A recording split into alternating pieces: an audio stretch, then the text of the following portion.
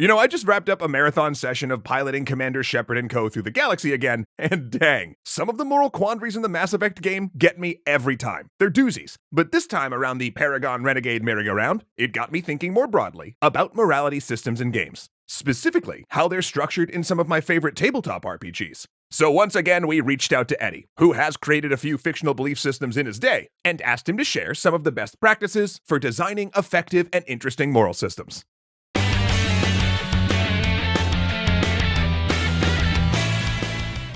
Thanks so much to World Anvil for helping us boost our world-building game. Before we dive in proper, please note that this episode isn't going to touch on any real-world beliefs or ethical codes. Rather, we're going to focus entirely on fictional moral codes. For instance, like the ones emulated by the alignment system in Dungeons & Dragons. And you know what? That's actually a great place to start.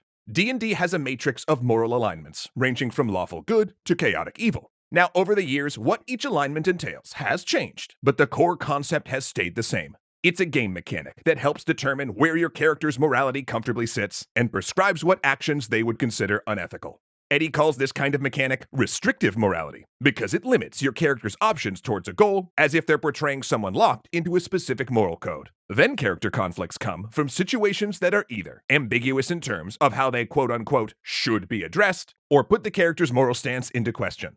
Lots of media properties use restrictive morality to create interesting conflicts. Take both of the Treks and the Wars in the Stars, for example. Star Trek has the Prime Directive, which states that Starfleet is prohibited from interfering with the internal and natural development of alien civilizations. Sounds good on the surface, right? But what if, say, Starfleet has the medical technology to cure a terrible alien disease? Engage conflict with a well-meaning moral stance, number one. Meanwhile, in the Star Wars department, the restrictive morality is more personal. The light side of the Force advocates selflessness, requiring practitioners to put aside anger and hate. But what about anger towards things like injustice? Maybe even within the Jedi Order? Yeah, at times seeming selfless can feel like being selfish, and the moral grayness between the stark black and white natures of the two sides of the Force can and have been used for interesting dramatic effect. But conflicts with fictional moral systems don't have to come from external forces. Really compelling codes of behavior can have internal contradictions as well. A game mechanic that forces characters to prioritize one aspect of their morality over another. Eddie refers to these systems as contradictory morality, because it becomes impossible to uphold every aspect of a character's moral code simultaneously.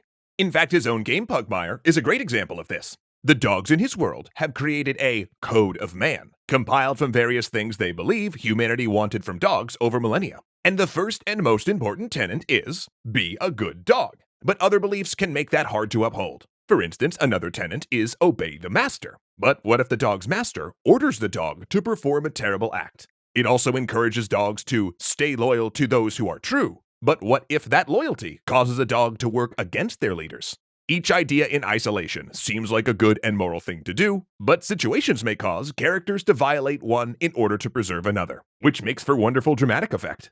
Finally, while games such as Mass Effect don't present a specific moral code, they do have a mechanic that presents a picture of what kind of character you're playing based on past decisions. And Eddie refers to this design as cumulative morality, where the character's moral code is discovered or even changes over time based on past actions. In this system, your character isn't restricted by any external moral code, enshrined in either the universe of the game, like the Code of Man, or as a metagame mechanic, like D&D alignment, but instead, the game and universe react to past moral decisions, using them to shape current and future ones.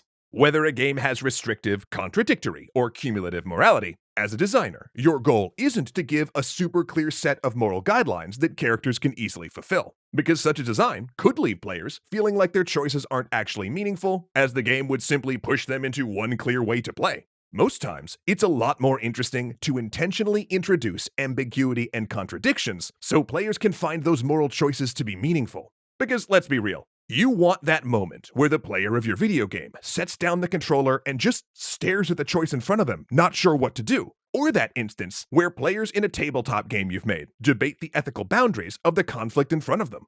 That is the good stuff. The kinds of things people remember and talk about long after they're done playing your game. So how do you do that? Well, one way is to make each action or tenet interesting or viable in isolation, and then tweak them until they introduce a potential conflict. For example, Eddie originally started with the Code of Man just as be a good dog. believing that people would find their own understanding of what good is and allow those personal assumptions to draw characters into conflict. But he soon realized that he needed something to frame what each kind of good dog could be. There are protective good dogs, empathetic good dogs, loyal good dogs, and so on. From there, he drafted a series of statements that would encourage characters to do something, as opposed to a restrictive morality which keeps them from doing something. That way, characters can do a variety of things, but sometimes what should be done will still draw them into conflict.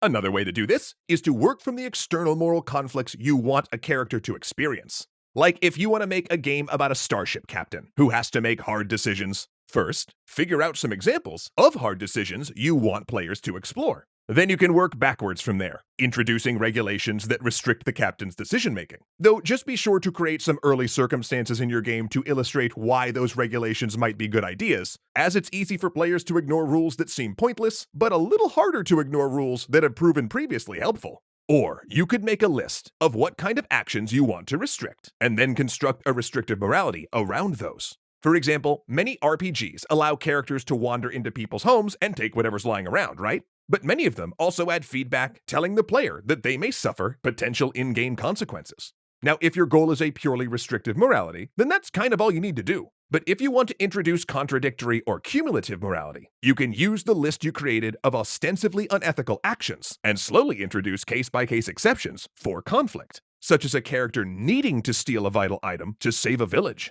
No matter what route you take, the key thing to remember when constructing an in-game morality system is to make sure the players feel like they have compelling options. Choosing to take a hard action can be exciting and challenging, but only if the player has a clear idea of the benefits and consequences of their choice, particularly if all the available choices have a downside. And by using some of the tenets of restrictive or contradictory or cumulative morality systems, those moments of, which choice is best for me, or my party, or the world, have the potential to have your players talking about your game for years afterward. Which reminds me, I think it's time for me to get back to the Normandy and follow my own moral code. WWGD. What would Garrus do? I mean, it's kind of perfect in its simplicity.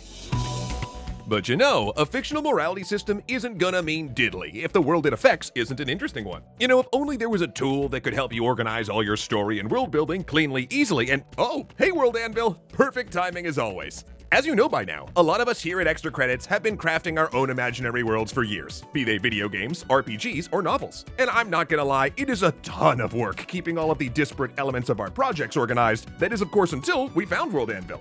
World Anvil is an award-winning toolset used by millions of world builders, writers, and gamers that helps you create, store, and organize your world setting. You can use it to craft entire RPG campaigns, tracking timelines, family trees, and diplomatic relationships, create interactive maps to help bring your world to life. And once you're ready, you can easily share what you've built with your players, patrons, readers, or whoever. AKA precisely the toolset that saves me a ton of time and lets me focus on the fun of world building. And with over 25 stunning visual themes at your disposal, it's perfect for all genres, from sci-fi to fantasy, historical fiction, and space opera. Which I gotta be honest, is super helpful for me, because remember that Riff's Gungeon 17th century rom-com mashup campaign I mentioned last time? Yeah, they just got access to a Stargate, so I'm gonna need all the assets I can get.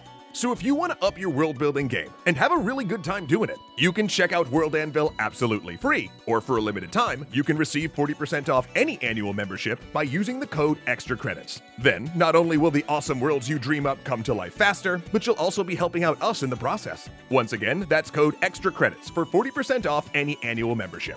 Thanks so much for your support, and we can't wait to see what you build. A huge thanks to our legendary patrons, O'Reels1, Kyle Murgatroyd, Joseph Blame, Dominic Valenciana, Casey Muscha, Alicia Bramble, and Ahmed Ziad Turk.